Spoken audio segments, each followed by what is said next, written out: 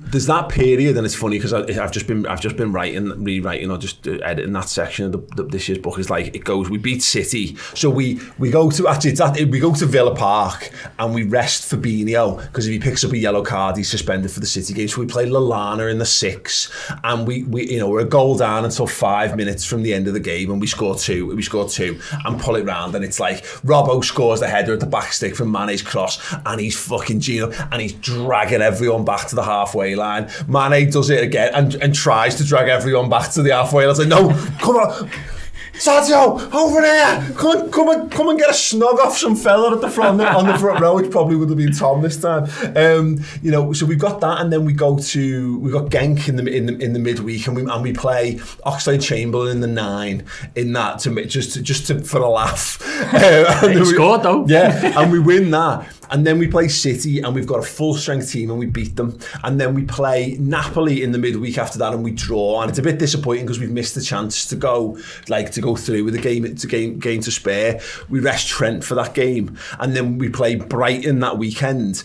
And I think City draw 2-2 with Newcastle in the early kickoff on the Saturday, and we've got a chance to go 11 points clear. And that's the swing from Villa. If we'd lost that, City would have been 3 points behind us. With us to play in the next game, and instead we go on this run, we beat Brighton, and then we play Everton at Anfield, and we play Shaqiri, Origi, Lallana, Alisson suspended because he got fucking sent off against Brighton, so we've got Adrian in goal, and we dick them everywhere, and we've then all of a sudden we're talking about this lead over Leicester, not over Man City, and that's like, it's not when it's won, because it's realistically it's actually won in everything that follows that. But Chris, let's go with the Everton thing.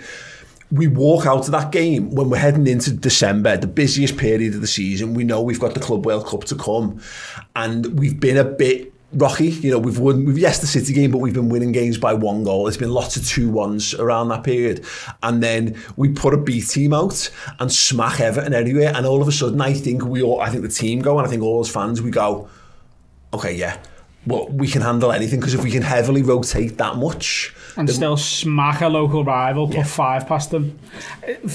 For me, I felt like, and especially after last season, you don't feel as a Liverpool fan that you can say we're going to do it until it's literally beyond the realms of possibility.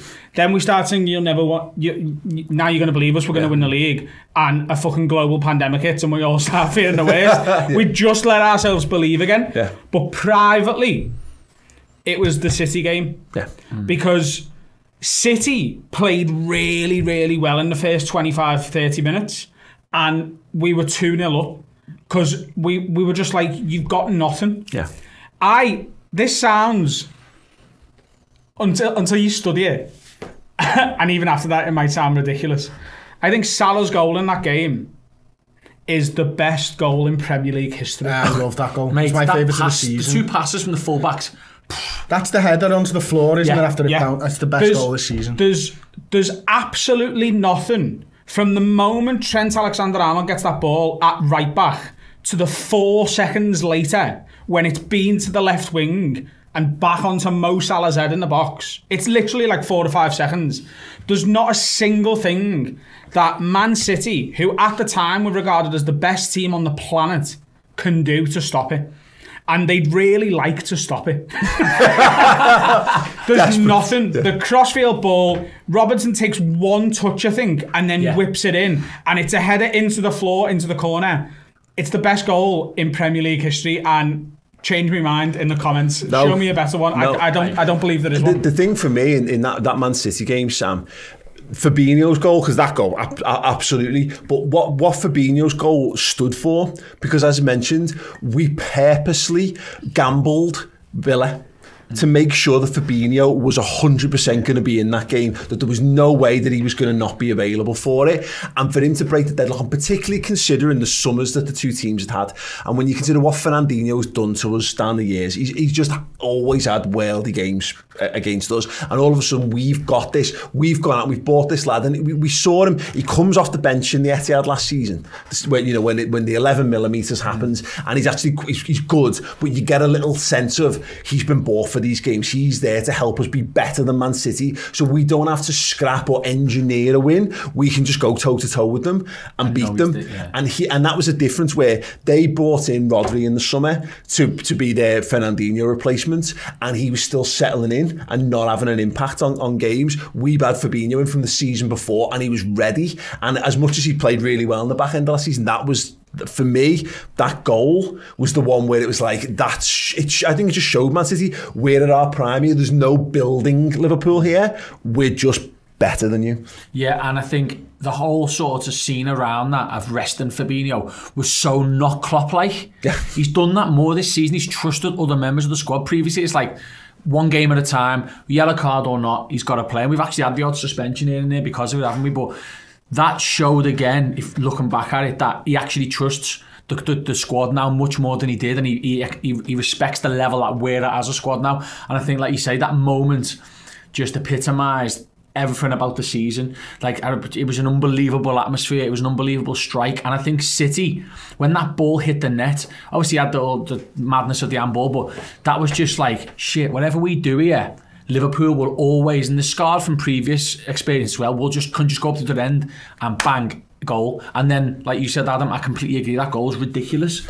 Again, but Fabinho plays part in that as well, because I'm sure if you look back at the tape where he is on the pitch, the positions he takes up, the distraction. I mean, we can go on about De Bruyne and Henderson all day, and I'm sure we will do after this, but like, where was he in that game? Because we've got Fabinho in there. He just nulls all attacking threat when he's on a big, horrible Brazilian groch, isn't he? Yeah, who can strike a ball and pass a ball like a Brazilian at times as well. Yeah. He's brilliant, and he's absolutely phenomenal. And if anyone does go and try and find that goal and watch it, the Salah goal, make sure you get the one with the Peter Drury commentary. Oh yeah, because it's just better than Everything as always. Everything's better with Peter Drury commentary. I think we can. There's only one other goal actually that I like more than that in recent years, and it wasn't in the Premier League. Was it Hoffenheim where we'd had that mad one where Mignolet, Moreno, all that Wijnaldum, Firmino, Chan finish it? That's the only goal that comes near it for me over the last few years. In fact, the only other one is Man City last season, where we played the pass. We played like 40 something passes in the build up, and is it Robbo puts it across, and it's just, and it never gets talked about because we didn't win the game.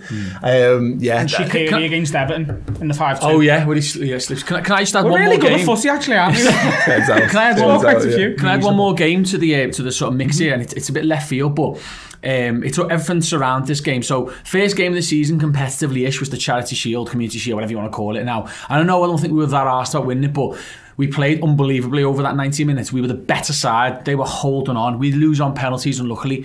And what Klopp does is he makes the team watch City lift the Community Shield. And it was a moment where we win the Super Cup probably because we have that extra little bit more hunger from the Charity Shield. We then win the World Club Cup because we've just won 2 other trophies, and it just builds the momentum, well, the motivation. Was the Champions League last year? Yeah, but I think us watching, there's a sense that seeing them. There's a sense that you've got this taste of winning, but you don't just get to win now that you've won. And we'll talk more about the cups and stuff in part 2, definitely. But I think just in terms of the before we tread all over it, because I could easily do this right now. Oh yeah, that's a really good point. Let's dive into that. No, rein it back in. Did we all?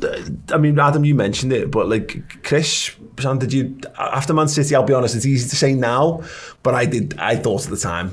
That's when I thought that was the first time I thought we were all talking about it after that, and I think we were talking about it before that. I think it was if we win this game, and then we did go and win the game, and then we probably didn't say it on video until Man United at home, or thereabouts. In the complete reverse way, Chris, it reminded me of, because we go to the games, we'll do the post match stuff, and then we have a chat. Because we used to park miles away, we'd have a big chat walking back, and it tended to be the stuff that wasn't quite ready to be aired. You wouldn't necessarily make public, or your thoughts or opinions on stuff at the time. And it reminded me in the complete opposite way to when we got battered by Real Madrid under Brendan Rodgers.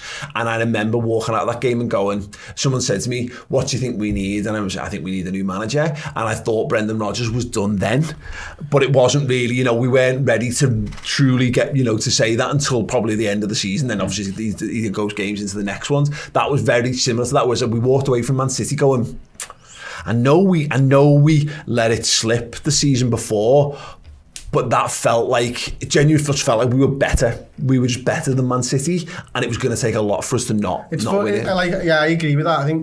I think what the team are really good at is compartmentalising stuff. So like the losses, they compartmentalise, but the wins, they don't, and they just let them stack up, and it like fills them up and stuff like that. Like, and they don't forget every single time that they've gone behind against Aston Villa, or after did we smash Arsenal after going a goal down? Was that this season? Yeah. Like, was it 4-1 in the end or something like that? Was that last season? Like, all of that feeds into them. They just seem to remember all of this.